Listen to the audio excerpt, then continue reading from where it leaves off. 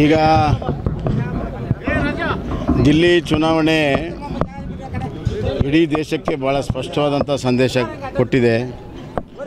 ಯಾರು ದೇಶವನ್ನು ಪ್ರೀತಿ ಮಾಡ್ತಾರೆ, ದೇಶವನ್ನು ಕಾಯ್ತಾರೆ, ಯಾರು ದೇಶ ಕಟ್ತಾರೆ ಅವರಿಗೆ ಜನ ಬೆಂಬಲ ಇದೆ ಅನ್ನೋದು ಭಾಳ ಸ್ಪಷ್ಟವಾಗಿದೆ.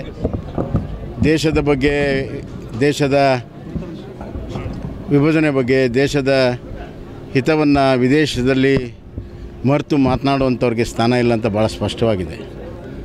ಇನ್ನು EVM ಬಗ್ಗೆ ಮಾತನಾಡುವಂಥದ್ದು ಒಂದು ಫ್ಯಾಷನ್ ಆಗಿದೆ ಅಷ್ಟೇ. ತಮ್ಮ ಸೋಲನ್ನು ಒಪ್ಪಿಕೊಳ್ಳದೆ ಕುಂಟು ನೆಪವನ್ನು ಹೇಳುವಂಥದ್ದು ಒಬ್ಬ ನಾಯಕನ ಲಕ್ಷಣ ಅಲ್ಲ. ಅದು ನಿರಂತರವಾಗಿ ಇವತ್ತು ವಿರೋಧ ಪಕ್ಷಗಳು ಮಾಡ್ಕೊಂಡು ಬಂದಿದ್ದಾರೆ. Yes sir. ಏನು ಗೊಂದಲ ಏನಿಲ್ಲ. ಇದು ಪ್ರಜಾಪ್ರಭುತ್ವ ಇರುವಂಥ ಒಂದು ಪಕ್ಷ, ಹಲವಾರು ಅಭಿಪ್ರಾಯಗಳಿದೆ. ನಮ್ಮದು ಭಾಳ ಗಟ್ಟಿಯಾಗಿರುವಂಥ ಒಂದು ಹೈಕಮಾಂಡು. ಅಂತಿಮವಾಗಿ ನಮ್ಮ ಹೈಕಮಾಂಡ್ ಈಗ ದಿಲ್ಲಿ ಎಲೆಕ್ಷನ್ ಮುಗೀತು.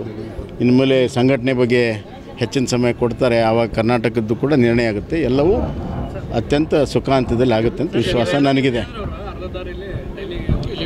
ಅದು ನನಗೆ ಮಾಹಿತಿ ಇಲ್ಲ.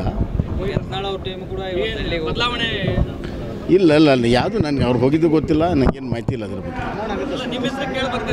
ಇಲ್ಲ ನಾನು ಇಲ್ಲ ಯಾವುದು ತಟಸ್ಥಿಲ್ಲ, ಏನಿಲ್ಲ. ಈಗ ನಾನು ಒಬ್ಬ ಸಂಸತ್ ಸದಸ್ಯನಾಗಿದ್ದೇನೆ. ಆ ಕೆಲಸವನ್ನು ನಾನು ಅತ್ಯಂತ ಪ್ರಾಮಾಣಿಕವಾಗಿ ನಾನು ಮಾಡ್ತೀನಿ. ಇಲ್ಲ ನೀವು ಎಲ್ಲ ನಿಮ್ಮ ಮೂಲಗಳಿಗೆ ಅವರೇ ಉತ್ತರ ಕೊಡಬೇಕು. ಮೂಲಗಳಿಗೆ ನಾವು ಉತ್ತರ ಕೊಡೋಕ್ಕಾಗಲ್ಲ. ಏನೇ ಇದ್ದರೂ ಕೂಡ ಹೈಕಮಾಂಡ್ ಎಲ್ಲವೂ ಕೂಡ ಗೊತ್ತಿರೋದ್ರಿಂದ ಅವರು ಅಂತಿಮವಾಗಿ ಒಳ್ಳೆಯ ತೀರ್ಮಾನ ಮಾಡ್ತಾರೆ ಅಂತ ವಿಶ್ವಾಸ ನನಗೆ. ಹಲವಾರು ಜನರು ಇವತ್ತು ತಮ್ಮ ಅಭಿಪ್ರಾಯಗಳನ್ನು ಏನೋ ಹೇಳಿದ್ದಾರೆ.